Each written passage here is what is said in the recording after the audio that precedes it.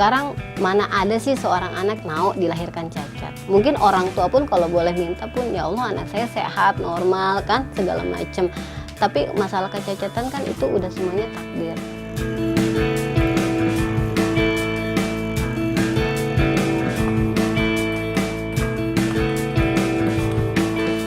Sebenarnya aku masih mampu berdiri sendiri. Dengan keadaan saya begini pun aku nggak masalah.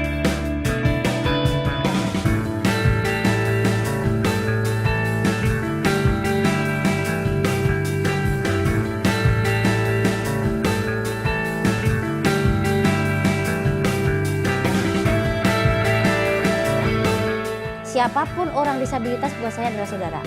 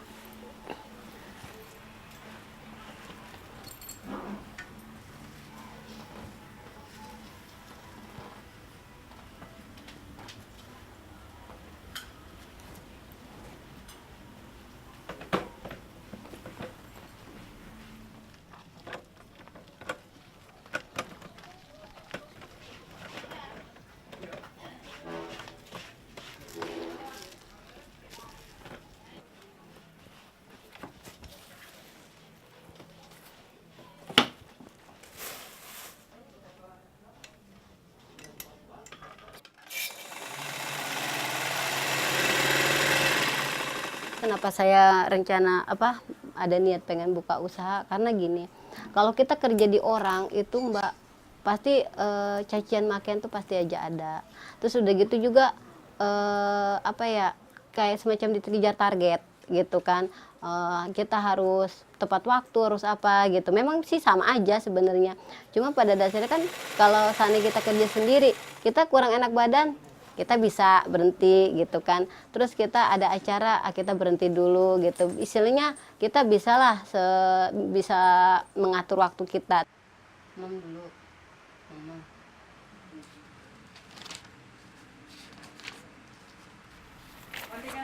Tadi saya salah nulis, harus di buku B Indo di buku PL. Terus? Memang buku PLH-nya nggak dibawa? Buku Indonya nggak dibawa? Bawa ini. Terus kenapa bikin kesalahan? Kan tadi sama gambarnya. Jadi langsung ambil aja. Saya nggak mau menunjukkan rasa kesedihan saya depan anak saya. Cukup saya yang tahu sama Tuhan gitu aja. Saya lebih nggak baik ngadu sama Allah gitu, daripada saya ngadu sama anak, nanti anak saya sedih. Ntar pasti dia bertanya, mama kenapa, nangis kenapa, gini-gini. Saya nggak mau gitu. Lebih baik segala penyakit, segala sakit tuh saya yang pendem.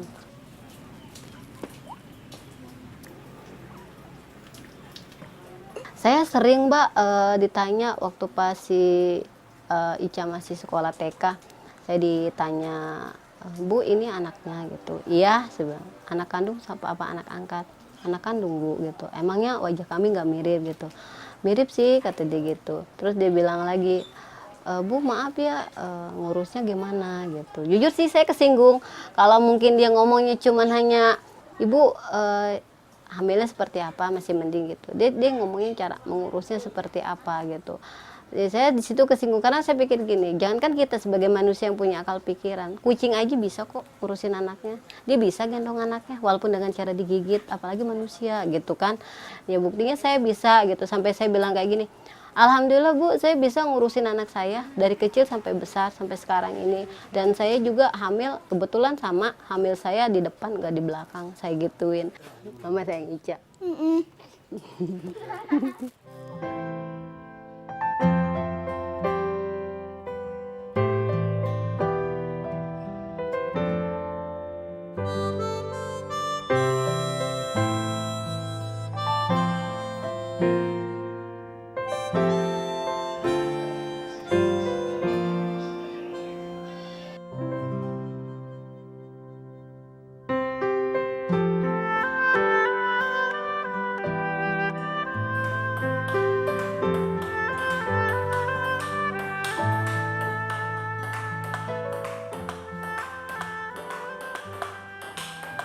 Alhamdulillah enggak. Hobi saya tuh dari kecil memang sejak SD itu tenis meja ya. Dan namanya olahraga itu harus ditekuni sih, jangan asal-asalan. Lain loh namanya hobi sama itu keahlian gitu kan lain. Emang aku selain hobi juga punya keahlian. Maksudnya keahlian kan ternyata saya bisa masuk menjuarain itu kepada Sejawa Barat Kota Bekasi yang diadakan tanggal 12 November 2014 sampai tanggal 23 di Kabupaten Bekasi. Saya alhamdulillah jadi juara 2. Waktu di Kalideres itu, 17 Agustus itu lomba itu dia itu jagonya di sono. Ternyata menyeleng saya lah, dia kalah itu tenis meja. Sepatu saya dicolong itu. Bukan sepatu ini kan bantuan kaki palsu kan, alat bantu kaki palsu. Jadi aku kan nggak bisa jalan kalau nggak pakai bantu kaki.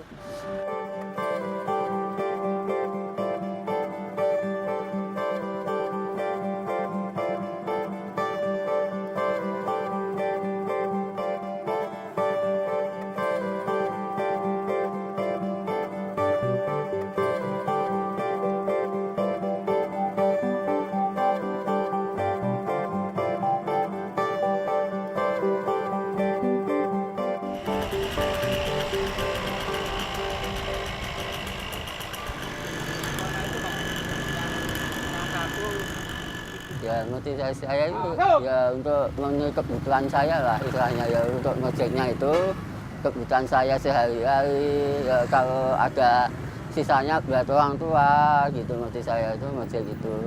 Kayak untuk tenis meja itu istilahnya kan olahraga lah itu, jadi untuk kesehatan badan gitu, aku begitu sih.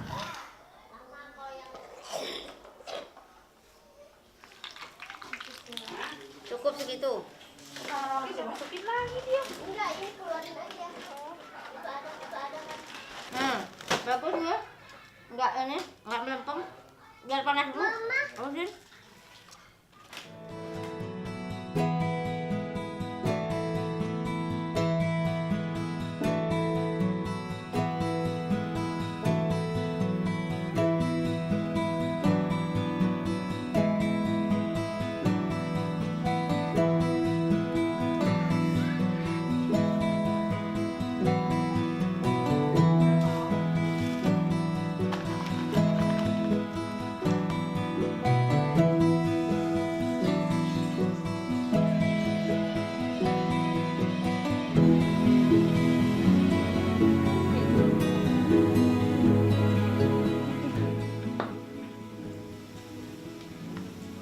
Saya mendirikan Kube Penca tahun 2007, berawal dari diri saya dengan suami dan salah satu saudara. Kebetulan saudara saya itu juga disabilitas. Kenapa saya mendirikan Kube Penca? Itu karena pengalaman saya yang bisa jalan kemana-mana, bisa aja cari pekerjaan. Sulit bagaimana dengan adik-adik kita, saudara-saudara kita yang tidak bisa jalan, tangannya cuma sebelah, kakinya cuma satu. Bagaimana masyarakat luas menganggap apa nggak akan lebih di sebelah matakan. Nah, ini cara saya untuk membuktikan kepada masyarakat dan saudara-saudara saya itu sebenarnya walaupun kedua kakinya tidak berfungsi tapi kan masih ada kedua tangan. Dan kedua tangan itu saya yakin pasti ada manfaatnya. Nah, disitulah saya punya keinginan besar. Saya harus bisa menciptakan sesuatu buat adik-adik saya. Karena sulitnya mencari pekerjaan orang kayak saya itu sangat-sangat sulit banget.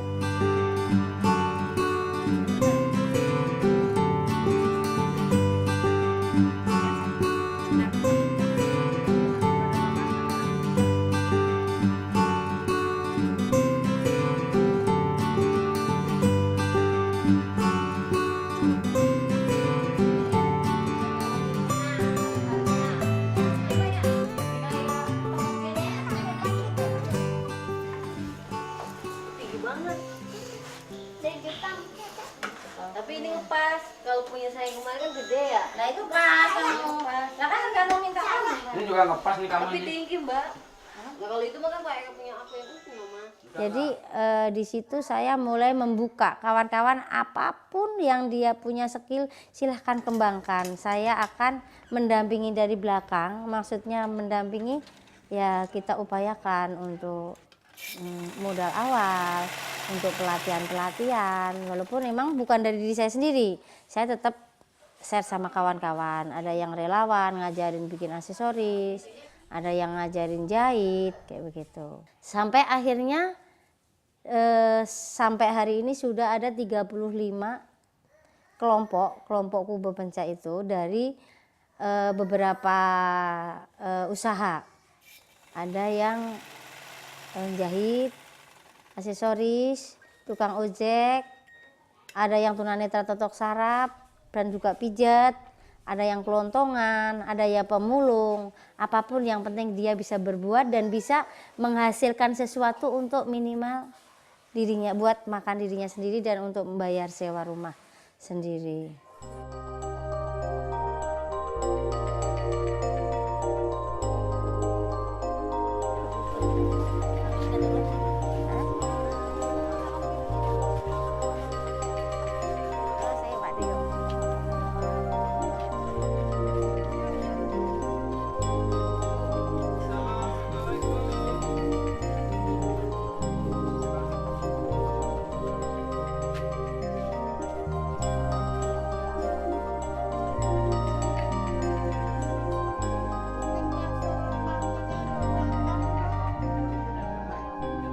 Gendang cepat mari, yang penting cepat mari, jangan sabar. Emang terapi ini ntar kalau emang kira-kira perlu terapi, perlu transportasi mungkin bisa ini ya Pak, hubungin biar kita ini angkot sewa ya. Ya ini adalah salah satu teman anggota kami yang sekarang lagi kondisinya lagi sakit, jatuh dari tempat tidur. Beliau itu mengalami tunanetra dari lahir ya. Nah ini teman-teman semuanya pada selesai taklim pada mendoakan biar Mbak Wakimnya cepat sehat, diangkat penyakitnya, dan Mbak Wakimnya juga harus sabar, yang sabar.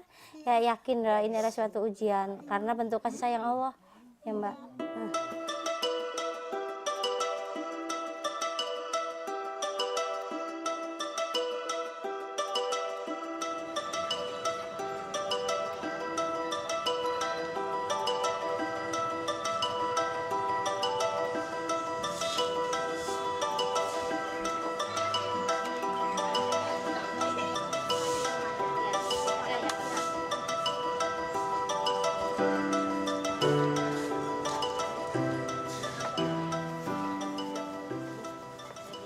Sama dari awal, seperti saya waktu awal di Jakarta itu kan berkesannya Jakarta itu orangnya cakep-cakep, banyak duit. Padahal bagaimana sih pahitnya di Jakarta ini?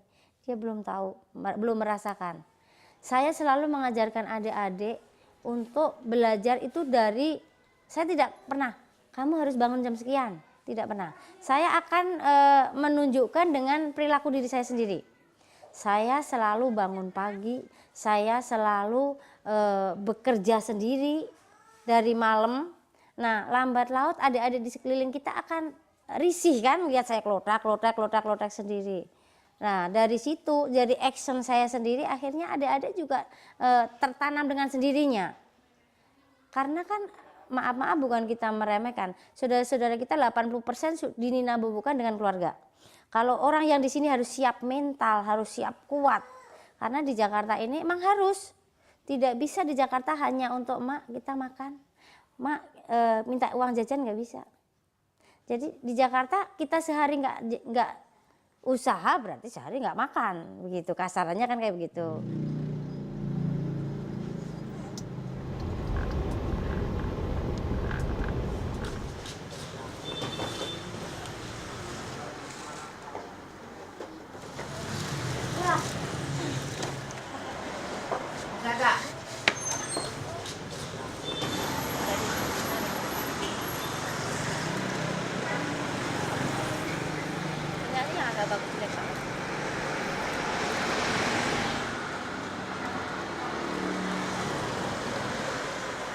Sama saudara sendiri bahwa sempurna sudah penderitaan kamu, Paini.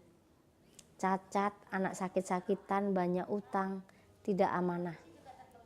Itu yang membuat saya harus memacu, saya harus bisa membuktikan itu. Tapi bukan membuat saya sakit hati atau saya dendam. Alhamdulillah dengan cemoohan, dengan hardikan orang terdekat, bisa jadi dikatakan orang terdekat, itu membuat saya bisa sampai hari ini akhirnya memacu untuk saya lebih gigih gitu.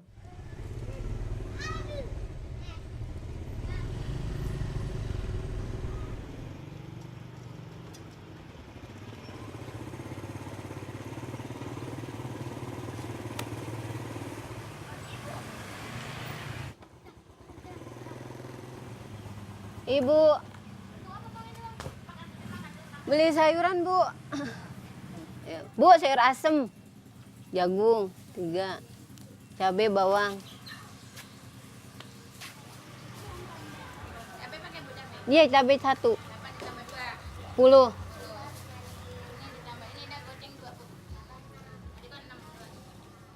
Saya dikasih duit 2.000 tuh Mbak. Iya sih makanya saya kesel ya. Mungkin saya balikin lagi. Orang cacat identik dengan ngemis. Jadi sehingga orang mau beli aja sangat pengemis. Waktu itu saya mau belanja ke pasar, beli cabai bawang gitu. Tapi memang dalam versi besar karena memang ada acara. Udah gitu saya ngomong sama teteh saya itu, Teh Ida. Saya bilang, "Teh, lu beli cabainya di sini aja." Ya udah katanya. Udah gitu baru mau mangap, tahu-tahu udah ngasih duit. "Nih," katanya. Dia bilang gitu. Terus saya bilang, "Maaf Pak, apa-apaan nih?" Dia bilang gitu. "Maaf ya, saya bukan pengemis," saya bilang gitu. "Saya kesini niat mau beli Pak." Saya gituin, "Apa perlu saya keluarin uang saya?" Saya gituin. Terus langsung dia malu. Terus adik saya yang ngotot. "Jangan sembarangan lu ya. Empok saya bukan pengemis," kata dia gitu. "Kita di sini beli," digituin sama adik saya. Sampai saking emosinya adik saya, nih duit," sampai kayak gitu kan. Kataku, "Udahlah Dek, jangan diiniin," kataku. Makanya langsung aku nanya, "Pak, maaf, apa di sini orang cacat masuk pasar itu udah dibilang pengemis?" kataku gitu. "Ya enggak juga sih," katanya, "cuman memang kebanyakan seperti itu. Jangan kan orang cacat, orang normal aja dibikin cacat seperti itu. Cuman ya udahlah, itu pelajaran yang benar-benar sangat berharga." Karena saya juga takut Mbak, karena memang dalam hadis kan ada orang yang ngemis tuh di akhirat itu nggak punya muka kita di hadapan Tuhan, di hadapan Allah. Saya nggak mau, saya ketemu Tuhan saya nggak punya muka, saya nggak mau seperti itu.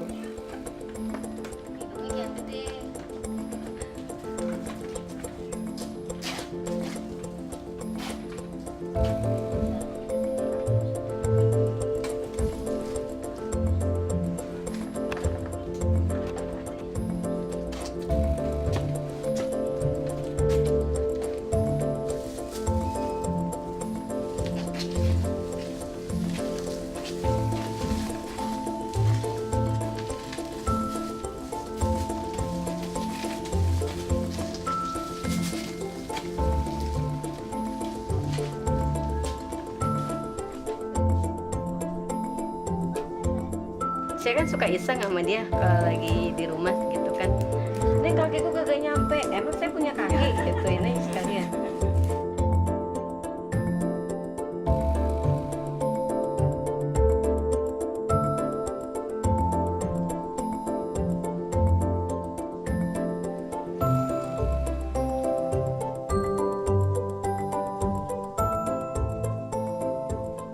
Kalau selama kita masih mampu, janganlah coba-coba untuk mengadahkan tangan gitu kan. Lebih baik istilahnya kita bekerja apapun itu dan berapapun itu dapatnya, kita bekerja.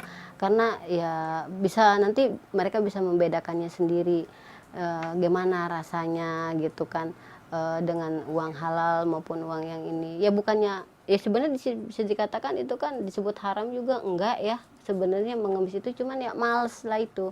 Jadi dia meneruskan tradisi malesnya gitu. Udah datang, nanti kunjung Pak jangan. Ada. Enggak apa-apa. Aku kan dilatih, enggak ada takut. Hidup aku tuh dari dulu enggak pernah hidup males itu enggak mau Mbak. Lagi aku itu masih di Jakarta kan, misalnya hidup sendiri kan, enggak tergantung orang lain. Istilahnya ya untuk mencari kebutuhan hidup saya ya aku yang bekerja. Kalau males-malesan ya kita nggak punya apa-apa istilahnya kan.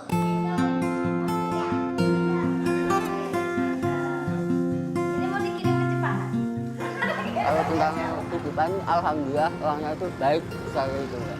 Kalau kehidupan itu apa adanya istilahnya. Umpamanya dapat bantuan apapun, dia juga langsung usaha loh, ini loh dapat bantuan segini untuk apa dibagikan atau buat apa gitu. Memang dia tuh selalu terbuka lah untuk tuh anak buahnya ya, untuk kita lah. Mau minta iya mau minum ada semuanya. Bu Pain itu mungkin sosok yang sangat luar biasa dan dia banyak jasanya lah buat saya. Mungkin nggak bisa diucapkan dengan kata-kata karena mungkin ucapan terima kasih aja udah nggak cukup gitu untuk membalas semua jasa-jasanya dia, karena tanpa dia saya nggak mungkin berada di sini ya, istilahnya mungkin bisa mandiri seperti sekarang seperti itu. Saya cuma hanya bisa berdoa mudah-mudahan semua kebaikan Bapak ini itu dibalas sama Tuhan.